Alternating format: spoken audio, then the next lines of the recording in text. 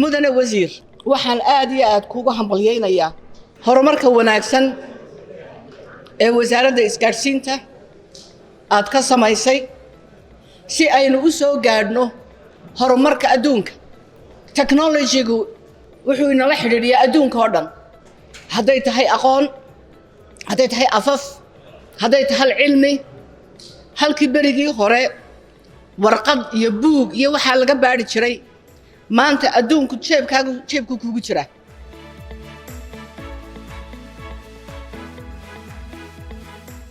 si kor loogu qaado loona xoojiyo mustaqbalka tiknoolajiyadda qaranka Jamhuuriyadda Soomaaliland waxa markii labaad wasaaradda isgaarsiinta iyo tiknoolajiyaddu soo qaban qaadisay shirweynihii qaran ee ICT-yada oo ujeedooyinka ugu waaweyn ay ahaayeen sidii daneeyayaasha ICT-gu ay uga wada hadli lahaayeen qaabaynta mustaqbalka tiknoolajiyadda qaranka. waxaana uu shirkan isku keenay in ka badan 350 ergo oo isku jira madaxda dawladda, shirkadaha isgaarsiinta, shirkadaha sameeya nidaamyada kala duwan ama software developerska, shirkadaha ka ganacsada agabka tiknoolajiga, shirkadaha bixiya adeegga tiknoolajiga, aqoon-yahanka, xirfadlayaasha iyo ardayda jaamacadaha. marka waxaan u baahanahay dhammaanteen inaad ka wada shaqaysaan sidii hawshaasi ay Soomaaliland ay martay uga qayb noqon lahayd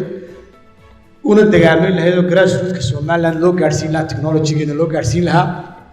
waxaa la yiraahdaa martay waad garanaysaan ciidamadu marka tababarayo ninka ka hara war la qabsan la qabso oo gacantii iyo lugtii la raaci waayo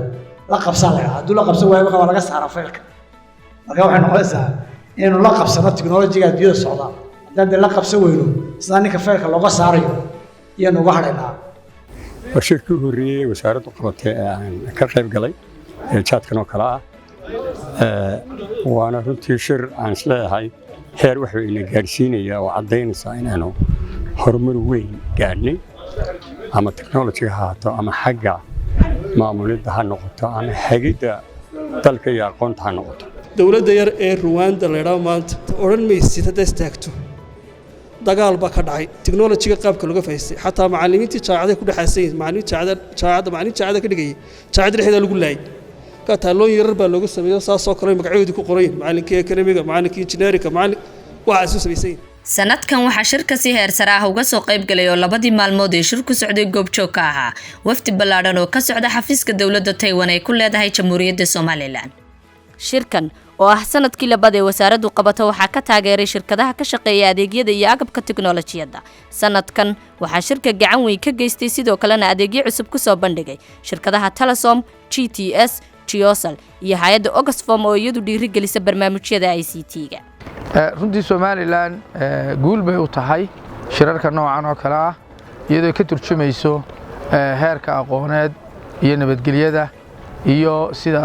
shacabka reer Soomaaliland xukuumadda iyo shacabka ay diyaar ugu yihiin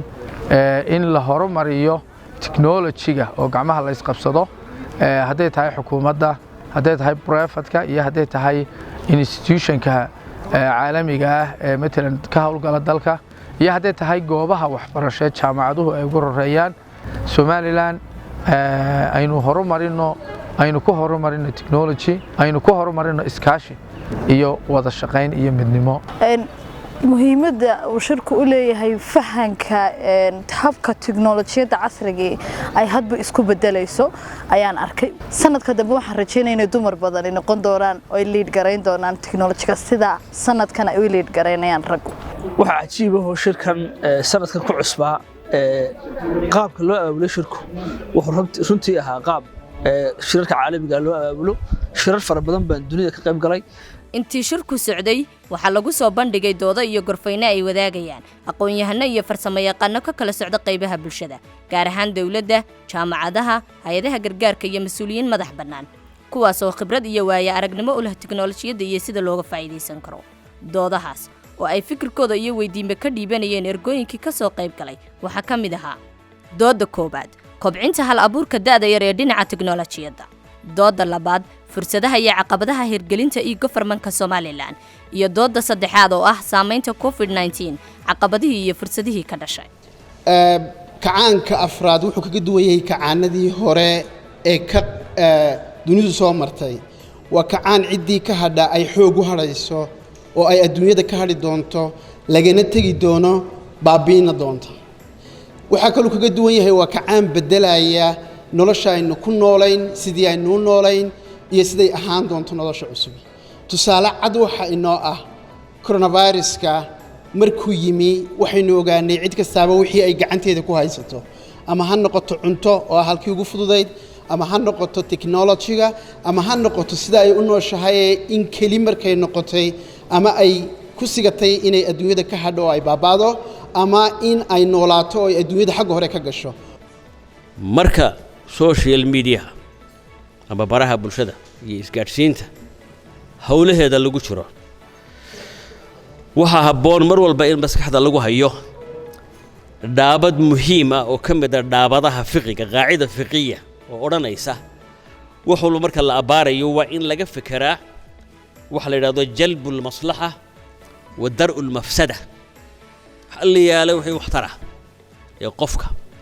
iyo mujtamaca iyo ummadda iyo adduunka as a whole waxtaraya in la doonto oo la soo jiito waa jalbul maslaxa dar'ul mafsadana waxa weeye wax alliyaale wixii waxyeelaa ee fasaad keenaya ee mujtamacu inuu waxyeelo gaadho si kastaba ha u gaadho keenaya in iyana la iska fogeeyo la iska dayro dar waa dayrid iyo iska yani moosid. So again, I'm thankful to be part of this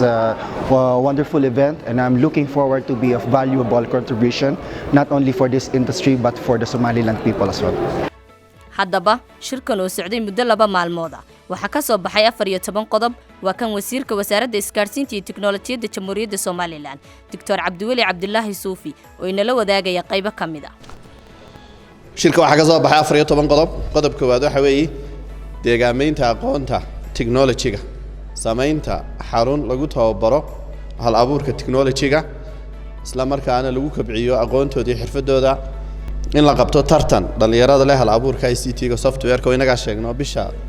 15 insha Allah qaban doonaa in kor loo qaado adeegsiga technology-ga haweenka oo isna qayb weyn ka intaasaan ku soo xidhay aad baad mahadsantihiin. Assalaamu calaykum wa rahmatullaahi wa barakaatuh.